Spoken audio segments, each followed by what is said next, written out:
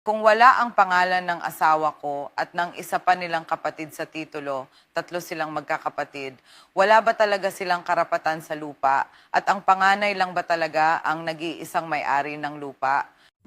Magandang araw. Ayon sa iyong sitwasyon, mukhang minana ng asawa mo at ng kanyang mga kapatid ang lupa mula sa kanilang grandparents dahil namatay na ang kanilang papa noong pinaghati-hatian ang ari-arian. Dahil nasa legal age ang panganay na kapatid ng asawa mo noon, sa kanya pinangalan ang titulo ng lupa. Gayunpaman, kahit nasa pangalan lamang ng panganay ang titulo, hindi ibig sabihin na siya lamang ang may-ari ng buong lupa dahil mana ito mula sa grandparents nila.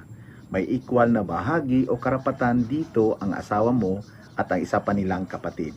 Maliban na lamang kung may specific na dokumento na nagsasabing ang lupa ay para lamang sa panganay. Kung wala namang ganong dokumento, pwedeng ipaglaban ng asawa mo